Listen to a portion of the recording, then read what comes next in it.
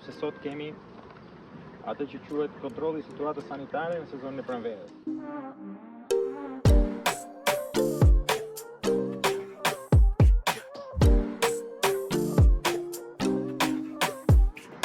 Në kuadër të demonstrimeve dhe trajnimeve të qendrës ABA, do mbajmë të demonstrim fushor për kontrollin shëndetësor të kolonive të bletëve në dhe domosdoshmërinë e tij në sezonin e pranverës. Këtu gjendemi në një park konsiderueshëm me mbi 350 bletë në zonën e Budullës, ke parku i zotit Beqiri Kaxiu. Na ndiqni në trajnimet e qendrës ABA, ku veç të tjerash, si për gjithë fermerët edhe për bletëritësit, është një mundësi e madhe që kjo qendër ofron, ku ka dhe rubrikën Pyet ekspertin, që brenda 24 orëve për çdo gjë që juve keni, çdo shqetësim që keni në parqet tuaja të bletëve ose problematikë tjetër në bletari, arrini të merrni një përgjigje të nivelit të ekspertizës. Sot, dy nga elementet më të rëndësishëm që do të bëjmë janë: çdo bletar duhet ketë parasysh që në çdo sezon pranvere të kontrolloj parkun e tij të bletëve për smundjen e nozematozës, sepse nga kjo smundje humbjet janë shumë të mëdha, duke qenë numri 2 i smundjeve të bletës në nivel botror, për nga rëndësia në nivel botror.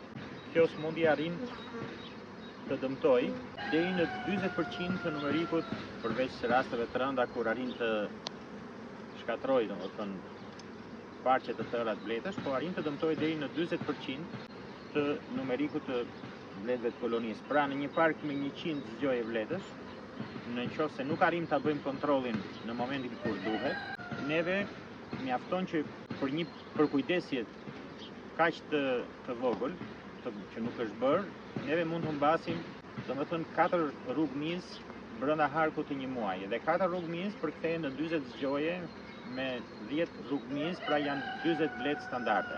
Ajo që duhet kemi parasysh është, do shikojmë përpara zgjojit nëse ka bletë që zvariten ose jo, dhe përpara gjithë zgjojeve të parkut në vizitën e parë që bën çdo bletëritës profesionist. E dyta është, do shikojmë nëse ka bletë që janë pa krah ose bletë të sapo qelura, që janë të grumbulluara në grupe që vijnë si pasojë e viruseve, domethënë shenjat që japin sëmundjet e trashëguara nga varroa. Dhe kjo është një shenjë që tregon se sa është numri i ngarkesa e varroas në parkun e bletëve. Të gjitha kampionet ose mund t'i merrni me kafaze nëmash, por që marrin gjithmonë më pak, ose në mënyrën më të thjeshtë merrni me kuti shkrepse nga 25 deri në 30 individ bletë punëtore të rritura. Nuk duhen marrë bletët e 14 ditëve të para.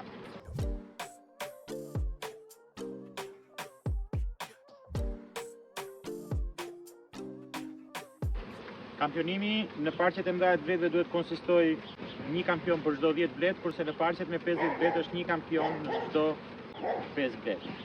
Elementi tjetër shumë i rëndësishëm është verifikimi i varroas. Pra do të shohim prezencën e varroas, që shumë rrallë ndodh që në sezonin e pranverës të jetë e dukshme në trupin e bletëve punëtore.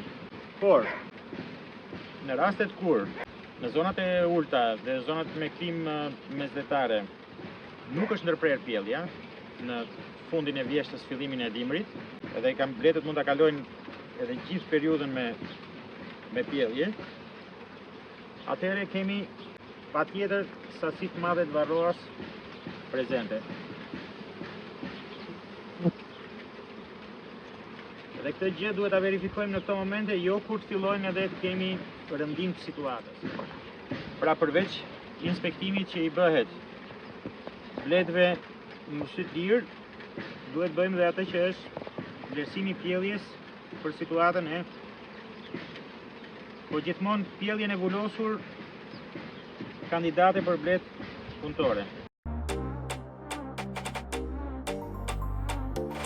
Edhe inspektimi në 2 deri në 3 korniza, afërsisht për rastet kur bëhet vetëm kampionim sekuencial në nivel të bletëritësit, konsiston minimalisht në zhvulosjen e 30 qelizave bletë punëtore.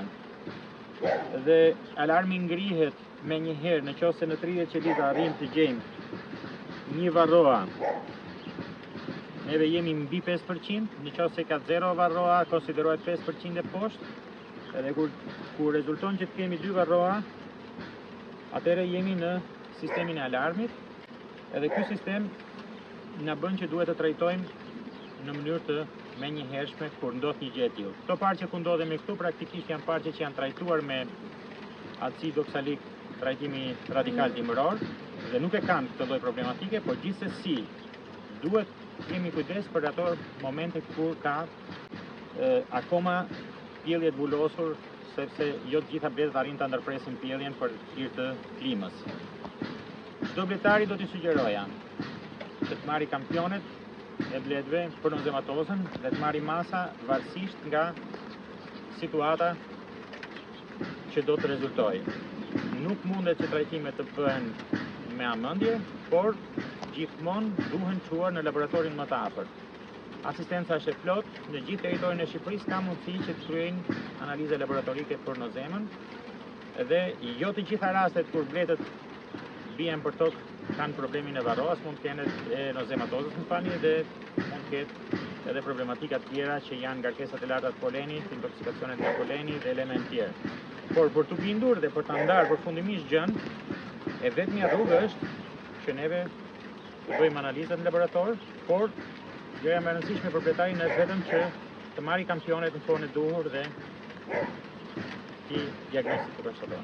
Na ndiqni në trajnimet e tjera të qendrës Saba. Faleminderit.